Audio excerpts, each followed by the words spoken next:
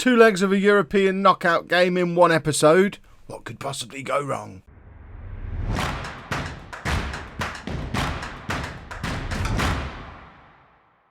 Hello and welcome to part 145 of It's Coming Home. I'm Kevin. Coming up on today's episode, we have both legs of our Europa League first knockout round tie against Marseille. Since you were last with me, we've not actually played a huge amount of games. I tried to aim roughly halfway through the big gap for the last episode, and I think I missed quite considerably. You saw us beat Shrewsbury and lose to Liverpool, I think.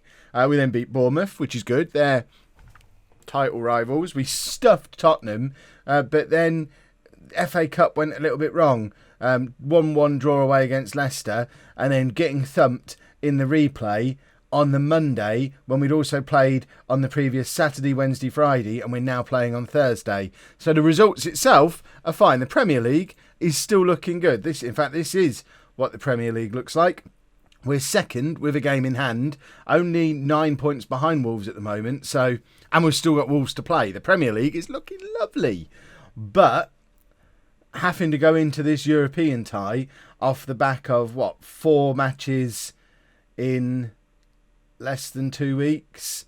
One match. I mean, it's going to be challenging. This is the team that's not. This is the team that we're putting out there to try and take on that challenge. We've got Sadie in goal. Oh, transfers. Just looking at that, I did some transfers. Should probably show you those as well, considering one of them's in the team. So, transfer-wise, I think I talked about letting Peter Turner leave. Peter Turner did leave and went to Wolves. And I think I showed you Umberto Danzi as a player I was trying to sign, but I don't think I'd actually signed him in the last episode. Well, now I have signed him. £44 million from Celtic. The second defender we've signed from Celtic is in when did we sign Lee? In like a year and a half. 23-year-old Italian international centre-back, 6'6". That'll do nicely. Thank you very much. And then the other guy is Xavi Rodriguez, or Xavi Rodriguez. I don't really know how you say that bit. He was someone who we were trying to sign we did sign to come in the summer at the end of his Real Madrid contract, and it got to deadline day. We had a few quid left, and we could buy him now for 1.8 million on the same contract. So we did. He's come in and scored on his Premier League debut. We now have another striker, so we could probably let Adrio go again, despite his heroics in the last episode. And Mira news. A Brazilian wonder kid from last summer. He had a lovely loan in Holland, but we have withdrawn him from that loan because it was going to take him 5 years to get a work permit there. We've now sent him to Celta Vigo in Spain, which is a much shorter work permit process. So if he doesn't set La Liga alight and end up in the Brazilian team and we get a work permit that way, at least in 2 and a bit, I mean, we're looking end of the 2037 season, at which point he'll be nearly 21, and then he'll have a work permit in Spain, or he'll have a Spanish passport and be able to come and play for us as a Spanish player. So that works for me. By then he might even be ready, because at the moment he'd only be like our 6th choice striker, so he's got a long way to go before he fulfills his Brazilian wonder kid status, but obviously did do well goals wise playing in Holland. So now I will show you the team for the Marseille game. We've got Sadie in goal, a back four of Candemil, Sands, New Boy Danzi and Riviere, Thompson at the base of the midfield, Jimenez and Curti ahead of him. Curti playing as a deep line playmaker, which he has done on occasion this season. I don't think you've seen him do it. Normally Bishop would be in that role, but Bishop, as an old man, struggling a little bit for fitness, although to be fair, so is Curti. This is the problem when you play so many games. Look, that is not the level of fitness we want to take into a knockout game. We'll bring Bishop on for Curti, maybe. Oh, Lee needs a rest. Look at the state of Lee. Goodness me. Manu in behind a Kamo and Kano up front. Let's get into the game, and fingers crossed we've got enough fitness oomph to get us through the tie. We do have a week then before the second leg as well, so if we can get through the first tie without embarrassing ourselves, we can then bring them back to our place and hopefully have a better go of it with a fully fit team. My hope is that Saidi, as a former Marseille reserve, someone who never actually got the opportunity really to play for Marseille, despite us throwing all the money to bring him in from them, I'm hoping he wants to go here and really put on a show. With the favourites, apparently, that I struggle with a little bit. Just go out there, play your natural game. There needs to be, and there might have been, I didn't read every option, there needs to be an option. Oh, look, they've got Cialdini up front, who was on loan at us earlier in the season. That's, actually, I find that, I know he's going to score against us, but I find that quite confidence boosting. The fact that he couldn't get on our bench, so he ended his loan, went back there, and he's good enough to start for them in a massive game like this. That levels them a little bit, I think. I don't know if he's just in because of injuries or if they genuinely think he's their best striker. And if he is, we perhaps don't have as much to worry about as I thought we did. The board are looking for us to at least get through to the next round of this competition. And obviously I'm looking at it thinking it would be nice to win it, especially with the shape the Premier League has taken this season, and it's looking distinctly possible. Oh, Akamo's got our away goal. It's 1-0 to home after 23 minutes, and that is a massive, massive goal because we are going to tire as the second half goes on. I'd be delighted to take a 1-1, or even, a 2-1 defeat won't be a disaster, but to go 1-0 up and look like the better team so far is lovely stuff. And that's the guy who kept Saidi out of their team, is it? Wowzers. What I was saying, though, is as the Premier League is starting to look like we've got a good chance of making it into the Champions League this year, and fingers crossed once we get to the Champions League we won't fall out of it again. That would be our regular hangout from then on, would be the plan. This might be our last year in the Europa League, our first year as well, but it'd be nice to go and win the thing. If we're only ever going to get to play in it this once, let's win it. It's another way into the Champions League then as well. Jimenez with the corner, and it evades every green shirt, and luckily what looked like was a Marseille counter-attack beginning didn't actually go anywhere, but they have got a corner here and they've equalised, and Saidi's got his head in his hands, and kind of justifiably so, I think, because it was a pretty soft goal. A free header, which you can't blame the keeper for, but it's a free header that goes straight at him. Like I said, 1-1. I'll be happy if the game ends here. Look at how tired our players are compared to theirs. We have played too much football recently. Jimenez now with the free kick. It ends up with Akamo. Jimenez is in space again. If we find it back to him, we do. And it's into Curti. Curti, probably very tired at this point. Curti, we've got Canderman. Oh, it's Kano actually in space. What is he doing all the way out there? Trying to be fancy. That's what he was doing, and it didn't really come off. Now it's Candermill out wide to Thompson and Curti, but Curti, because he's tired, misses out. And now there is a counter-attack on for Marseille again, and a goal for them before half-time is a problem because, like I said, we are going to tire as this match goes on, and for us already to be losing at half-time is a smidgen worrying. Hopefully we'll be all right. But, yeah, that wasn't... Oh, as long as it's not Cialdini, I don't want him scoring because then he's the worst player on the pitch for them. That's less encouraging now. Right. Assertively, everyone has to dig in at this point. Curti is doing remarkably well, considering, really. Candermill looks tired. We're going to leave everything as it is at the moment and look to get Bishop on for Curti. Probably around about the hour mark would be the plan, just to make sure that we don't break Curti. Curti's on his way back from injury. Bishop is just tired. So slightly different reasons for not wanting either of them to play a full game. But either way, this feels like the time to bring Bishop on for Curti. Captain for captain. And we'll just do that one change for now. Let's ask for 10 minutes of passion as well. The club captain's just come on. This is the moment for passion. And there's a goal line clearance in there. And, Bishop's offside. As soon as a whistle blows, Jimenez is injured now. As soon as a whistle blows in the penalty area, I'm immediately looking for a penalty. Right, we are going to take him off straight away. We don't want to risk any kind of injuries. Dobson is there just to come on for him, who's actually a natural box-to-box midfielder, so a better fit for that role anyway. It does just mean even fewer options for making this final change, where I would have perhaps looked to bring Dragovic or Rodriguez on to try and grab an equaliser. I'm now looking at Candermill and thinking he really needs to come off, but can we bring Lee on for him? A little jaded, and is that all that's wrong with him? In that case, we are going to bring Lee on for Candermill. Get Sands out to right back. And we're just trying to protect the players at this point. 2-1 defeat, I said at the start, is fine. And if we can avoid too much in the way of further injury or tiredness, I think we can turn 2-1 around in the second leg. This away leg, with the fitness levels we had, was always just damage limitation. And I think if we can hold on to 2-1, we have limited limited the damage. So job done. But I hear some managers have a history of counting their chickens before they're hatched in Europa League games. So let's not call it job done just yet. Let's wait until the end of the match, eh? Riviere plays it into Dianzi. This should be it. There's 3 seconds left on the clock. I don't think we're going to concede again. Excellent stuff. 2-1 defeat. Excellent. Right, let's assertively say it wasn't good enough to fire him up for the next game. And now we've got a week before the next match. I'm going to give everyone 2 days rest to kick things off. In fact, it's automatically giving them 2 days recovery. I'm going to add probably an extra day to that then, maybe.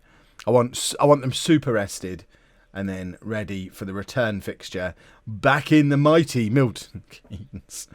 And we'll turn that bad boy around. One more piece of transfer business has just gone through. Ronaldo Carr, who I think it's fair to say has probably been one of the biggest flops of the entire series. Definition of panic buy. When Marvin Samuel left, I just felt the need to go out and spend money on a player that I then started 8 times. £28.5 million, very well spent. Went out on loan to Newcastle for the first half of the season, came back with an injury, and has now gone to play in Brazil. We made a loss of over £18 million in 18 months on Ronaldo Carr. In addition to his extraordinary wages, we were effectively paying £1 million a month in transfer fee for him, costing the club a princely £725 per match when taking into account his sale fee. Yikes. Let's try not to make that mistake again. Well, even with all those precautions, we still managed to pick up one injury. Cesar Sands, twisted knee. He's going to be a big miss for this game. I had actually sent Lee on holiday because he was super tired, but with Van der Horst not registered for the Europa League squad, I've had to recall Lee from his holiday early, so he's going to be playing this match in his trunks, and that is the only change from the previous game. Curti getting the nod as the playmaker in midfield again as Bishop. You know how I am when players get this old. I'm winding him down now. Curti and Jimenez. That looks it. I mean, Bishop's probably got another year or 2 left in him. You'll still see a lot of him, but I think that's my first choice midfield 3 now. I'm still not sure who I prefer out of Manu and Chernyshov. They both offer very different things to the team. Chernyshov is more of a goal scorer, Manu more of a creator. And I think for a game like this, we probably need the creator with Kano and Akamo ahead of him, who are both full of goals.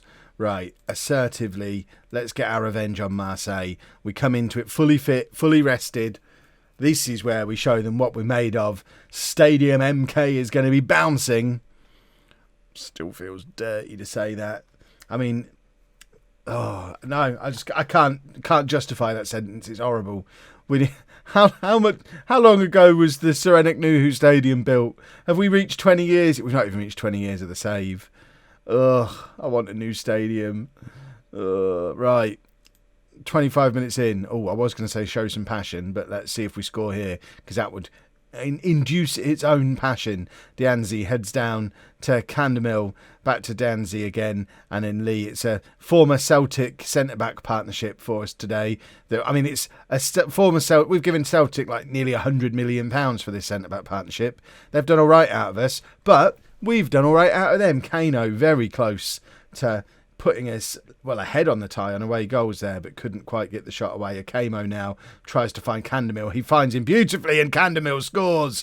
What a goal from Candemil. It's his first ever goal for us, I believe, but he took it beautifully, looking like a proper winger, as all home left backs should. It's a lovely cross from Akamo. Candemil takes it down perfectly and then just whacks it across goal for an equaliser in the tie, which does put us ahead on away goals as things stand. So 1-0 on the night, 2-2 on aggregate. We're up on away goals. Obviously, still very tight at the moment, but looking at those stats, we are in control of the game, although always fearful of a Marseille equaliser, because that then turns the tie completely on its head again. I don't know what to do. Things are going well, but you're capable of even better. Can we do that passionately? Yes, that's what I want to do then, because I think we are. If we genuinely think we might be in a Premier League title race, which is a bit of a talk, it's a bit of a long shot, but you know, we're the closest team to challenging Wolves in the Premier League this year, then surely we should be able to comfortably beat Marseille. So I think we are capable of better. Dianzi, all 6'6" of him, heading just over from the corner. We're keeping an eye on everybody's fitness. Fitness is fine today. So we're going to make our usual 70th minute double change, the way we always do. Jimenez looking tired, so Bishop can come on for him and allow Curti to become a little bit more attacking in that midfield. Marseille are in here. They've hit the post, and Manu, what is he doing back there? But Manu clears. Manu wants to do well in this competition. Goodness me, he's like the opposite of Ronaldo Carr, who we just saw. He was our record signing back when £13 million was an insane amount of money, but he's been awesome for the 4 years that he's been here, and showing there, desperately defending despite playing as an attacking player. Manu is the kind of player that we want. Right, in fact, Jimenez is having a better game than Curti, but he's more tired and on a yellow card. So I think we are going to take Jimenez off anyway, because it then lets us put Curti in the role we know he's better suited to, even though the game disagrees. Bishop can come on and do his normal playmaker thing.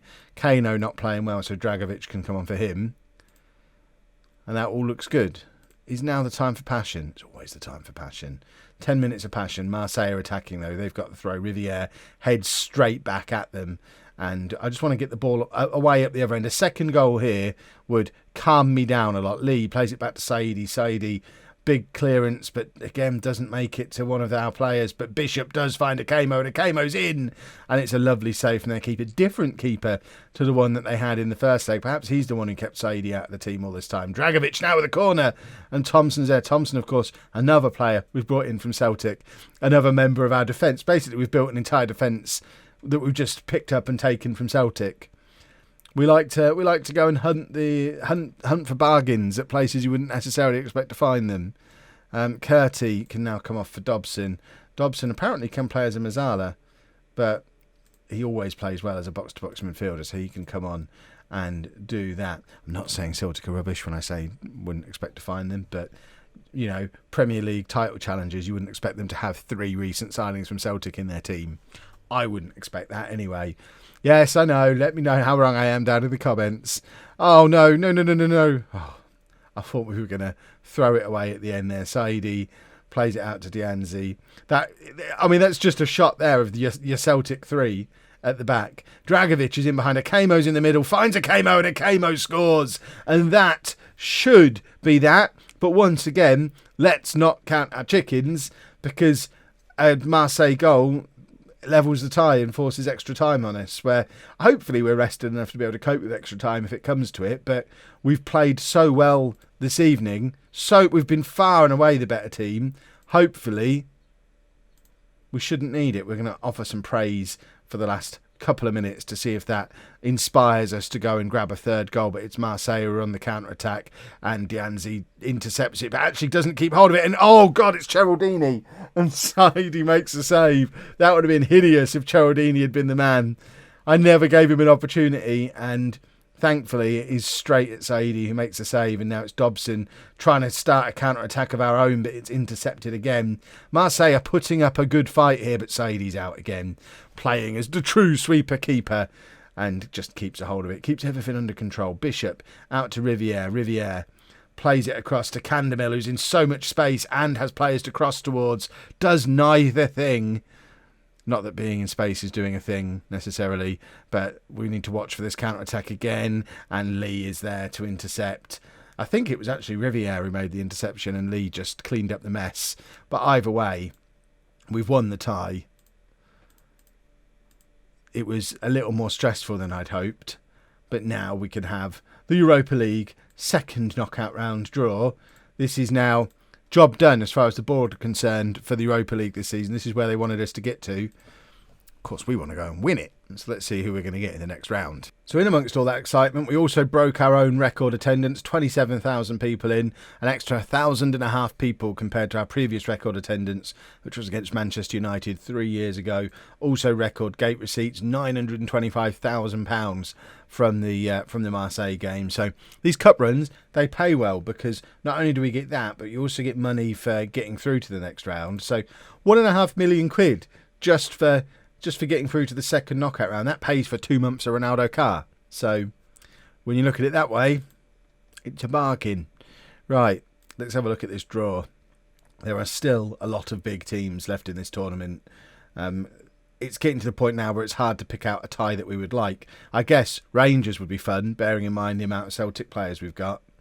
But other than that, everyone in there is going to give us a very good game, I'm afraid. Juventus would be scary.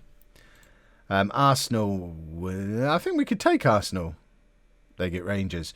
Napoli, I don't know how good Napoli are in this world. Montpellier would have been one I would have been confident with. Right, we're at home in the first leg, and look at all those teams we could potentially face. It's going to be home versus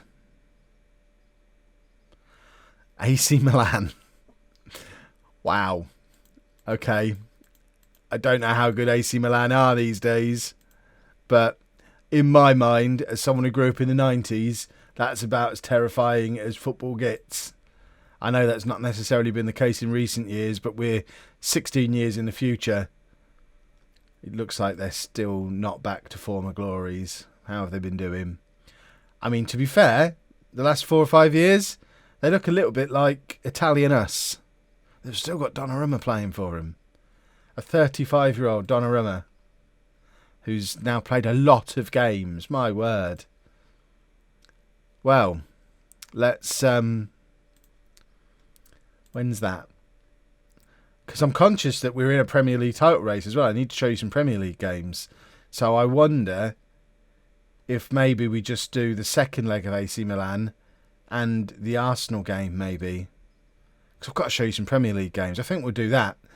Because otherwise this season's never going to end. I know it's an interesting season, but I don't want it to be 30 episodes long. So I think tomorrow we'll do AC Milan in the second leg and then Arsenal in the league, especially unless we lose against Norwich. If we lose against Millwall and Norwich and we're not in a title race anymore, then we'll do both legs of Milan tomorrow.